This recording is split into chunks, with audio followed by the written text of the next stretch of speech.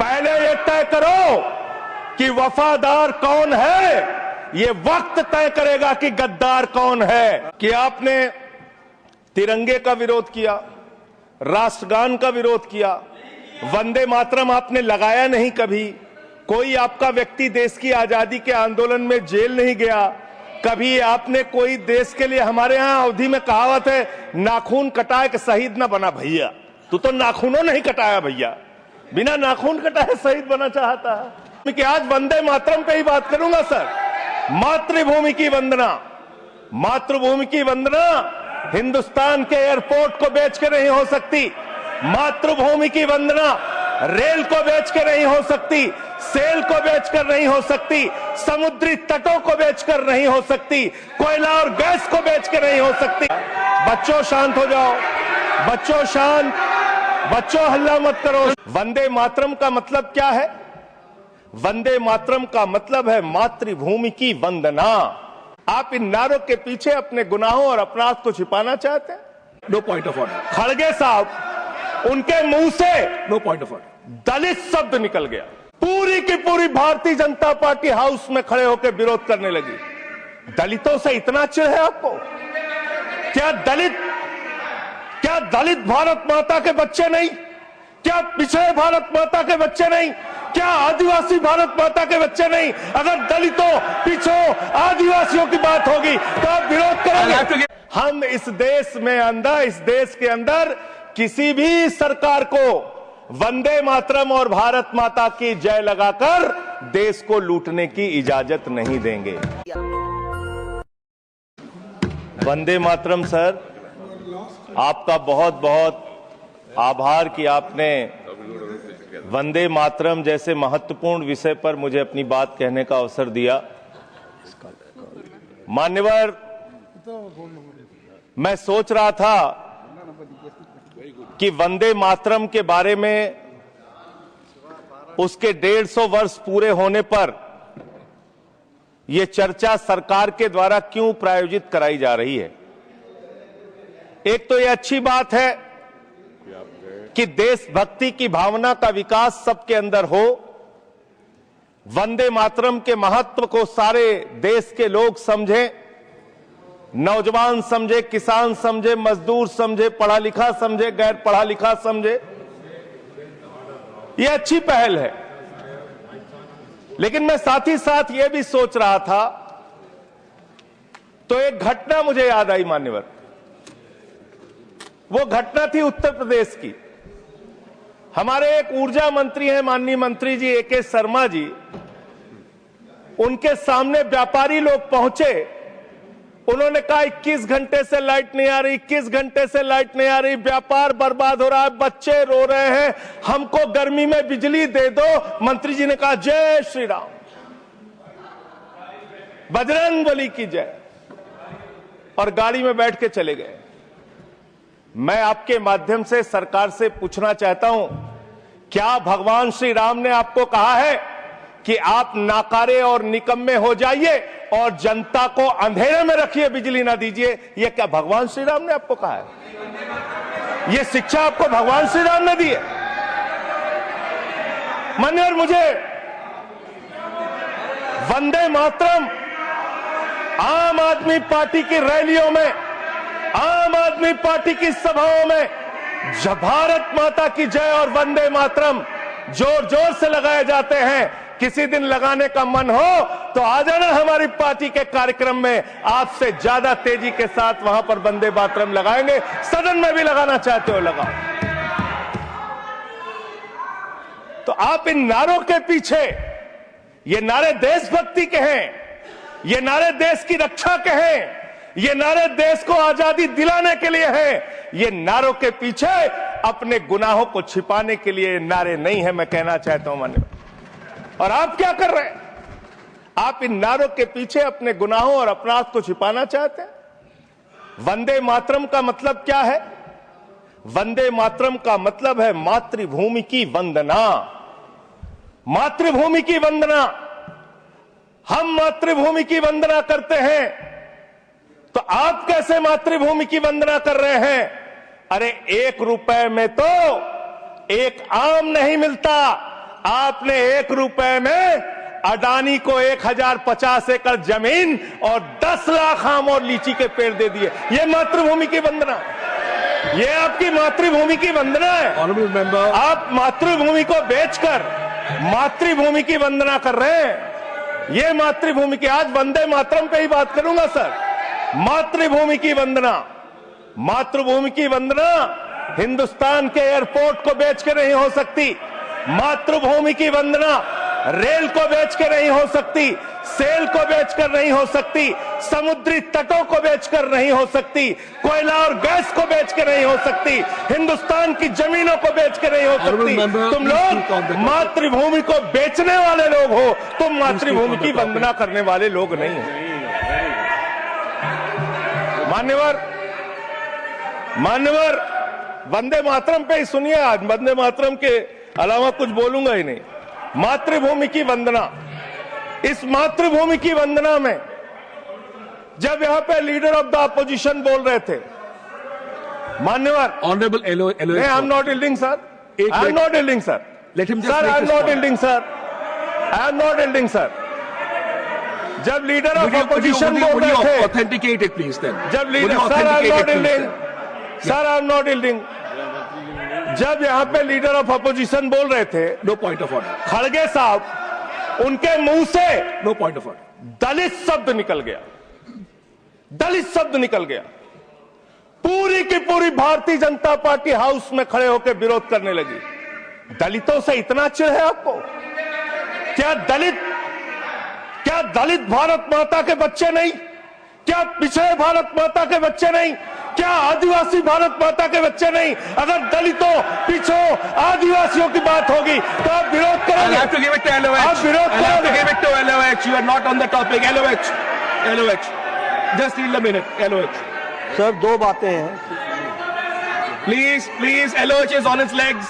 LOH is on his legs. Sir, दो बातें हैं।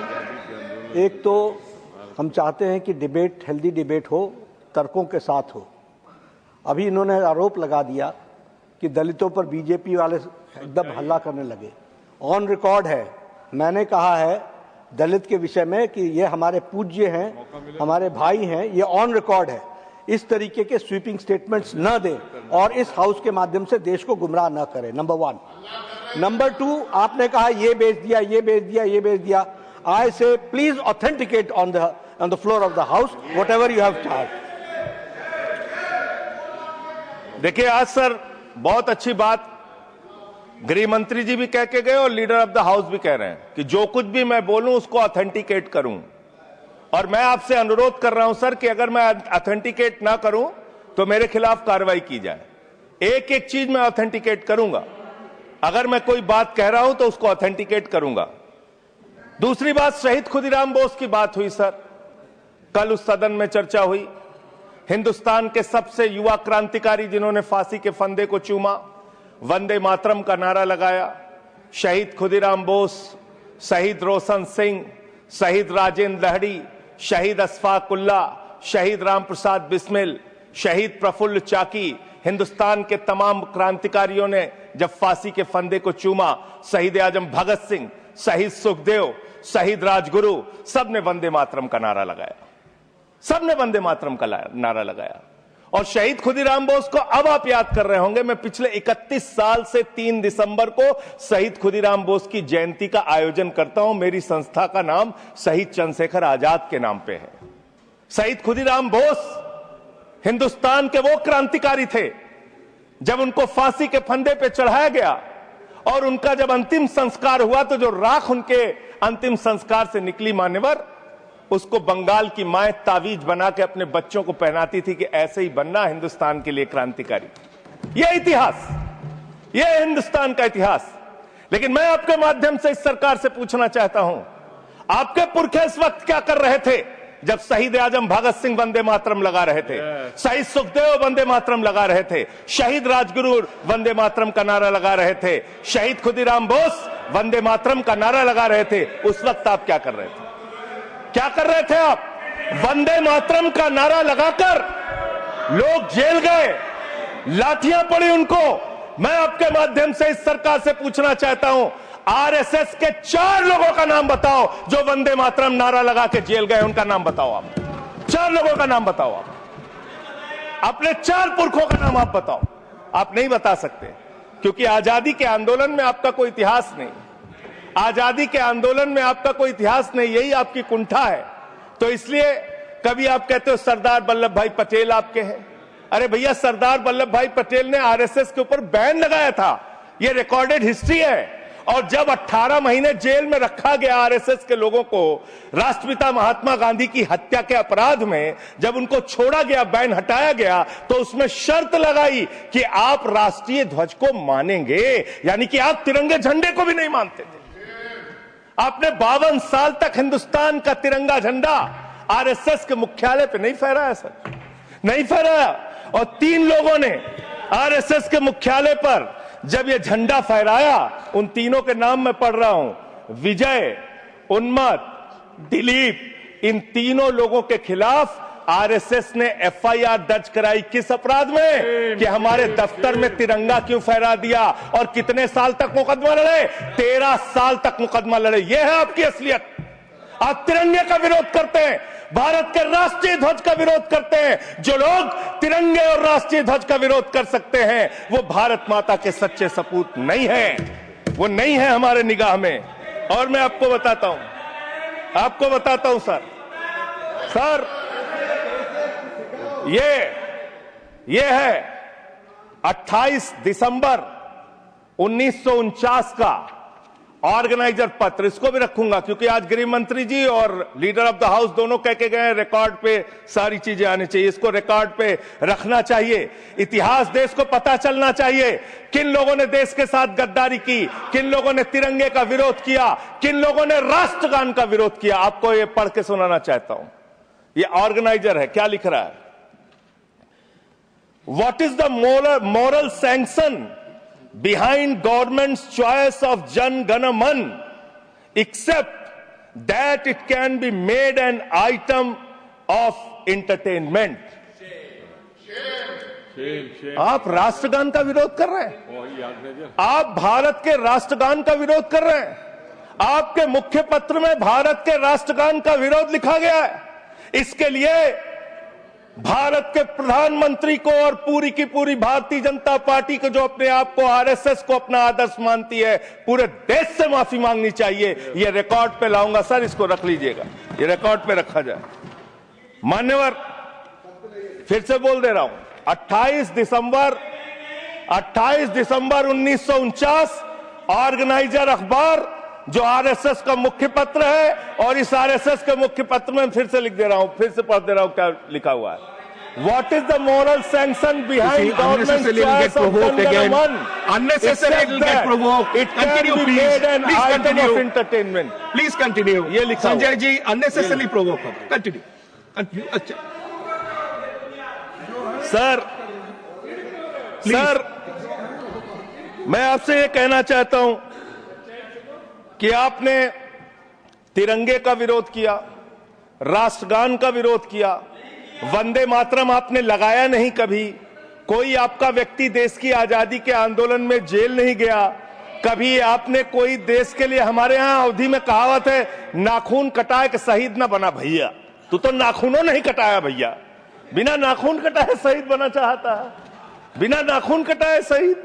ऐसे काम नहीं चलेगा सर। जिन्ना का भी जिक्र कल दूसरे सदन में हुआ, प्रधानमंत्री जी ने जिक्र किया। जिन्ना के साथ आपके कितने गहरे और मधुर संबंध थे, क्या इस देश के लोगों को पता है? नहीं पता, मैं बताता हूं। श्यामा प्रसाद मुखर्जी जी फजलुल हक की गवर्नमेंट में फाइनेंस मिनिस्टर थे, और फाइनेंस मिनिस्टर रहते हुए उन्होंने अंग्रेज गवर्नर को चिट्ठी लिखी थी। Shyama Prasad followed this and told Governor Herbert the administration of the Bengal province should be carried on in such a manner that in spite of the best efforts of the Congress, this Quit India movement will fail. ये चिट्ठी लिखी है। आपने भारत छोड़ो आंदोलन के खिलाफ आपके नेता, जनसंघ के पहले राष्ट्रीय अध्यक्ष और तत्कालीन गवर्नमेंट में जो वित्त मंत्री थे उन्होंने चिट्ठी लिखी अंग्रेज गवर्नर को और कहा कि भारत छोड़ो आंदोलन, जो हिंदुस्तान के क्रांतिकारियों का आंदोलन था, जो देश की आजादी का आंदोलन था, वो आंदोलन कुचल देना चाहिए, खत्म कर देना चाहिए। ये है रिकॉर्डेड हिस्ट्री आपकी, ये आपको आपके बारे में पूरे देश को पता रहना चाहिए। अब जिन्ना, हाँ इसको भी सभा के पटल पर रखूंगा। जिन्ना और आपके रिश्ते क्या थे, कितने मधुर रिश्ते थे। एक राज्य में सरकार नहीं बनाई मान्यवर इन्होंने, नॉर्थ वेस्ट फ्रंटियर, सिंध प्रांत और फजलुल हक की गवर्नमेंट। फजलुल हक वो शख्स है जो पाकिस्तान बनने के बाद वहां की सरकार का गृह मंत्री बना। आपके रिश्ते उन लोगों के साथ थे, ये देश को पता होना चाहिए। इसलिए आप किसी को भी देशभक्ति का प्रमाण पत्र बांटने का काम मत कीजिए। आप वंदे मातरम लगाने का काम कर रहे हैं और देश की सुरक्षा के साथ खिलवाड़ कर रहे हैं। आप भारत की सेना को 4 साल के अग्निवीर पे लेके आ गए, जो हिंदुस्तान की सीमा की सुरक्षा करने वाले हैं, जो वंदे मातरम का नारा लगाते हैं हमारे जवान, हमारे सैनिक, जो -50 डिग्री टेम्परेचर में सियाचिन में और +50 डिग्री टेम्परेचर में जैसलमेर में भारत की सीमाओं की रक्षा करते हैं, इस मातृभूमि की रक्षा करते हैं। उनके पीठ में छुरा मारने का काम आपने किया, उनकी नौकरी 4 साल की कर दी अग्निवीर की।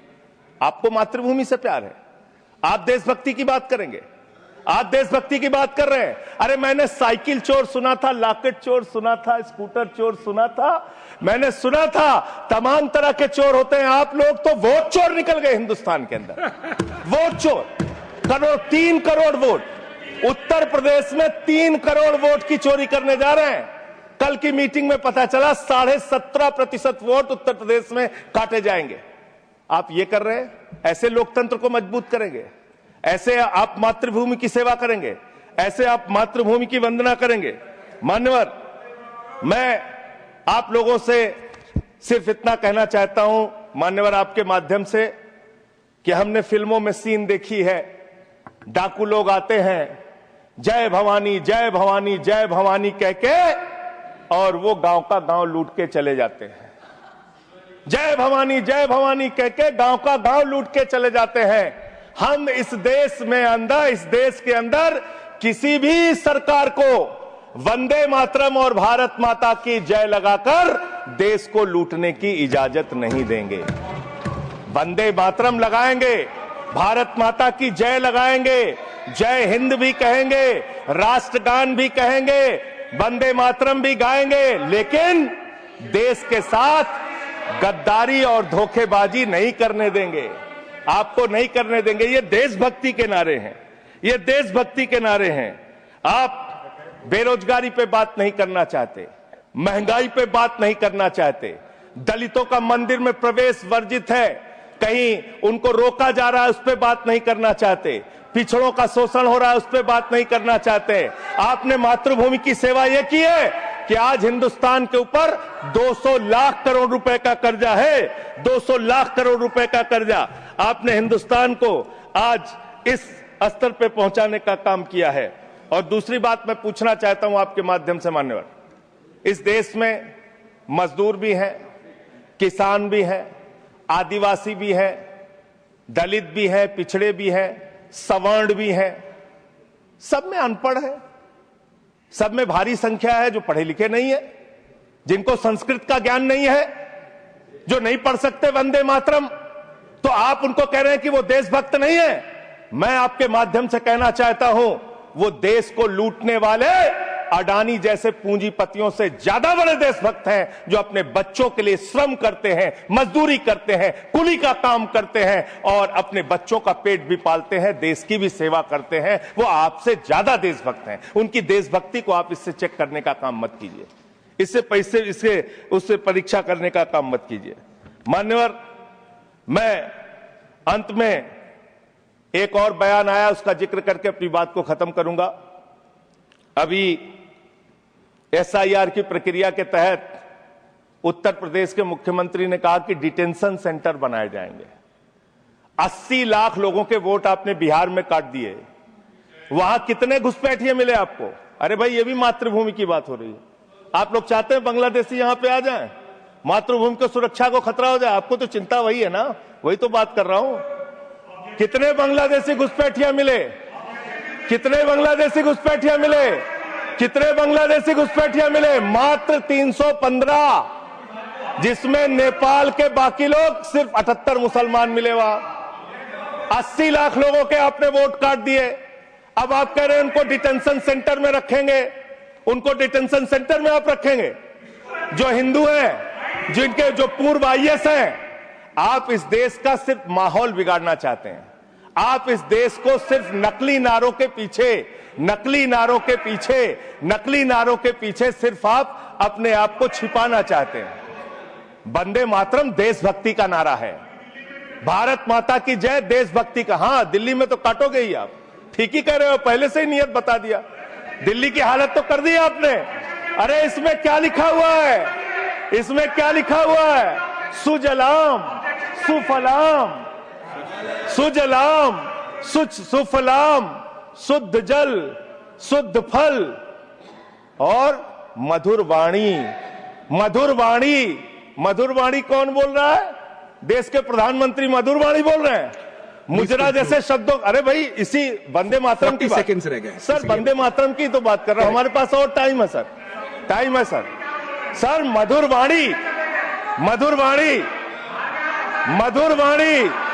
सर जहरीली हवा और जहरीला पानी दिल्ली में दे रहे हैं। हमारे पूर्वांचल के भाइयों के ऊपर बुलडोजर चला रहे हैं। सर मेरे टाइम में से काट लीजिएगा, पार्टी टाइम में से काट लीजिएगा, प्लीज पार्टी टाइम में से काट लीजिएगा। सर हमारी पार्टी का टाइम 24 मिनट है। प्लीज वन सेकेंड दिल्ली को, संजय जी, दिल्ली को आप 1 सेकेंड ऑनरेबल मेंबर्स, 1 सेकेंड शांत हो जाओ। माननीय संजय जी, कंक्लूड करिए, आपका समय खत्म हो रहा है। 24 मिनट मेरा टाइम है। प्लीज मैं अपने माननीय Neeraj ji, please he is concluding, please conclude. 10 second sir, please conclude. आपका समय समाप्त हो गया। सर मेरी पार्टी का समय 24 मिनट है। ठीक है, मेरी पार्टी का समय 24 मिनट है। और कोई स्पीकर नहीं है आपके? स्पीकर एक और है, उनमें से आप काट लीजिएगा समय। मैं कह रहा हूं ना, हाँ ये हमारा अधिकार है, पार्टी का अधिकार है। तो मान्यवर, 10 महीने में आपने दिल्ली की वो हालत कर दी, जहरीली हवा यहां पर आने लगी। दिल्ली को आपने दुनिया का सबसे प्रदूषित शहर बना दिया। बच्चों शांत हो जाओ, बच्चों शांत, बच्चों हल्ला मत करो, शांत हो जाओ। अरे मैं एक मुख्यमंत्री इन्होंने बनाया है, कंक्लूड करिए सर। एक मुख्यमंत्री बनाया इन्होंने, प्लीज खत्म कर रहा हूं। प्लीज, एक मुख्यमंत्री बनाया है जिसको ये नहीं मालूम कि AQI होता क्या है। कंक्लूड करिए। वो टेम्परेचर बता रही है, ये हालत है। तो इसलिए मैं अंत में इन्हीं लाइनों के साथ कि पहले ये तय करो कि वफादार कौन है। ये वक्त तय करेगा कि गद्दार कौन है। ये वक्त तय करेगा कि गद्दार कौन है। पहले ये तय करो कि वफादार कौन है। ये वक्त तय करेगा कि गद्दार कौन है। वंदे वंदे थैंक यू, वंदे वंदे वंदे वंदे वंदे वंदे। कोई बीजेपी वाला वंदे मातरम नहीं लगाया सर। Thank you. और ऐसी खबरें देखने के लिए सब्सक्राइब बटन को दबाएं, फिर बेल आइकन की घंटी दबाएं। अपना भारत को बचाने के लिए बहुत ज़रूरी है। हर खबर को शेयर करें, लाइक करें, कमेंट जरूर करें। शुक्रिया।